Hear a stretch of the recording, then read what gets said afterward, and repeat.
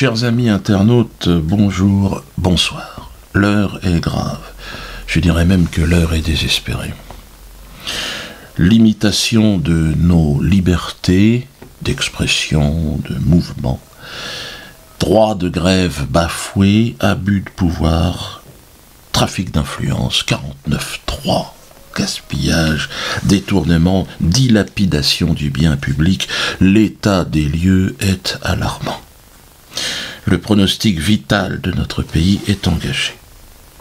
De surcroît, la justice, dernier pilier institutionnel du système, la justice vient de céder, définitivement, j'ai envie de dire.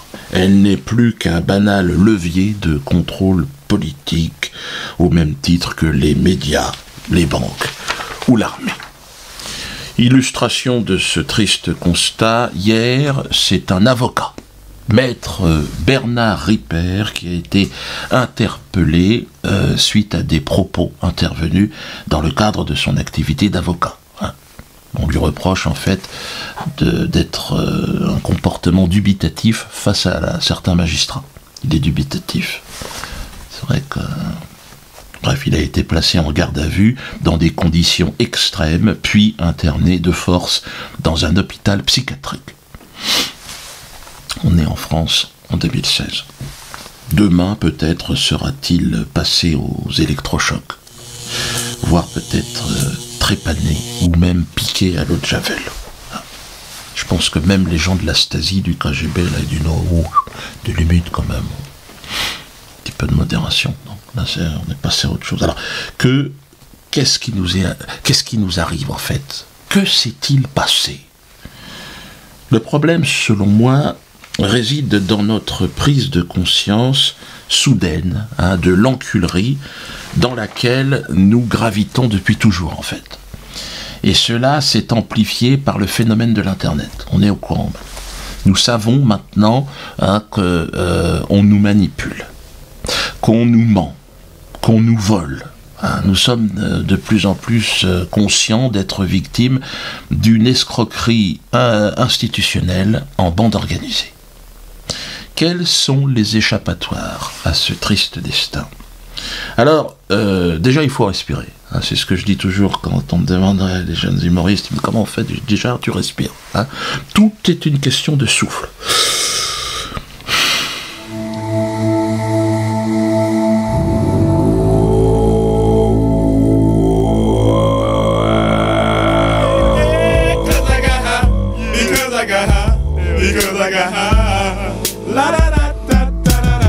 Il faut ventiler vos neurones, de toute urgence.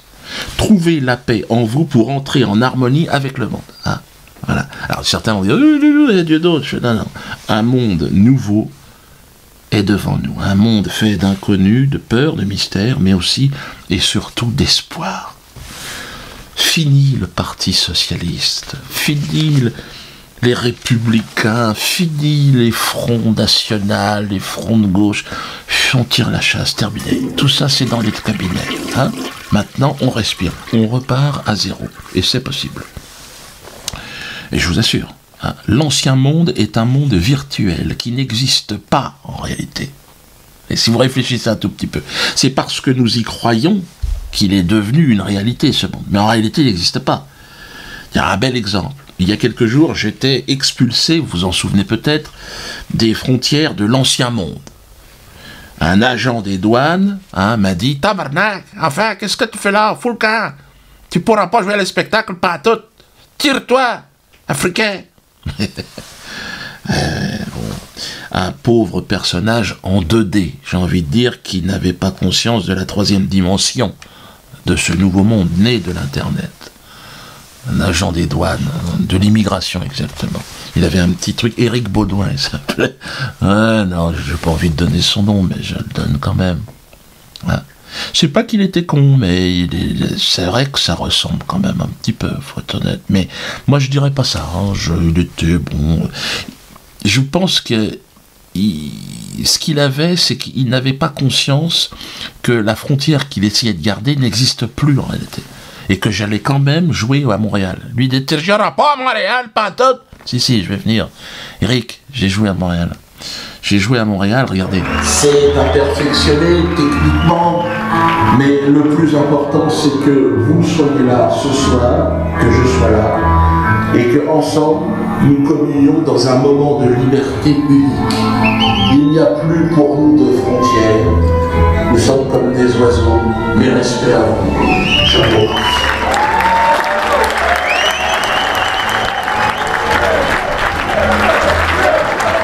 Tu vois, ça sert à rien de... Et je vais revenir le 12 juin prochain. Là, on est en train d'étudier un système holographique.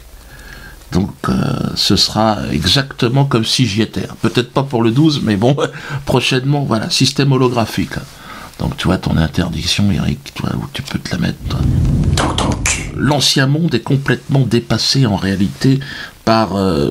et la technologie nouvelle qui arrive, mais c'est surtout l'esprit de l'Internet. Un esprit au champ beaucoup plus large. C'est difficile pour quelqu'un d'imaginer ce qui va se passer. Je serai, par contre, physiquement, à Limoges, à Bordeaux, à Douai, là, ce week-end, et je commence un nouveau spectacle au Théâtre de la Main d'Or, les médias, ça s'appelle. Ah, ouais, Dieudo, c'était ton dernier spectacle. Non, j'ai dit que j'allais encore rester 2 ans avant de partir au Cameroun. Mais j'ai dit que finalement, étant donné l'évolution, si vous voulez, en 1 an, il s'est passé tellement de choses que j'ai même décidé de faire 2 spectacles. Je commence les médias là, et je referai même un autre, ça s'appellera La Politique, et je le commencerai au mois de janvier. Ouais, parce que il se passe trop de choses. Je peux pas, il y a trop d'occasions de rigoler, si tu veux, pour laisser passer Annan Assurance. Alors, c'est pareil. On dit, mais à chaque fois tu nous parles de ça, qu'est-ce que ça veut dire? Bon, certains nous reprochent d'être courtiers ou au mieux comparateurs. Bon, c'est vrai qu'aujourd'hui, on propose des tarifs préférentiels aux gens. Mais nous ne sommes pas encore compagnie. Mais nous allons être compagnie bientôt.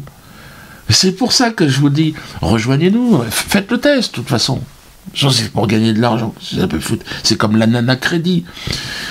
Comment se fait-il qu'aucun responsable politique n'ait pris la parole pour demander aux banques de vous rembourser? C'est quand même incroyable. Normalement, les hommes politiques auraient dû se saisir de cet accident industriel pour dire hey, les banques, rendez l'argent au peuple. Non? L'argent qui vous a été pris illégalement. Pourquoi ils n'ont pas réagi? Comment se fait-il que ce soit à moi, Dieudonné Mbala Mbala, l'humoriste, d'expliquer aux gens qu'ils ont contracté un prêt immobilier et qui se sont fait voler. Donc, abuser, on va dire.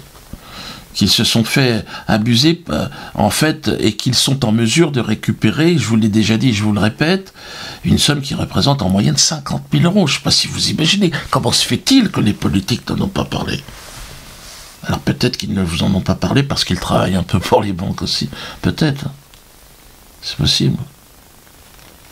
En tout cas, Nana Crédit, ça cartonne. Venez, c'est gratuit en plus. Nous sommes déjà plusieurs milliers, donc bientôt des millions, bien évidemment. C'est notre nombre qui fait notre force. Si vous avez contracté un prêt immobilier, envoyez immédiatement votre contrat.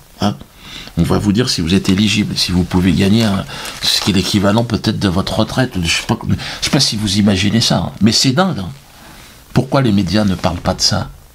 Que les TEG sont faux et que les banques vous doivent de l'argent. Comment ça se fait? Demain, nous aurons notre banque. Bon, en attendant, il faut que je finisse mon prochain spectacle, il faut que j'écrive.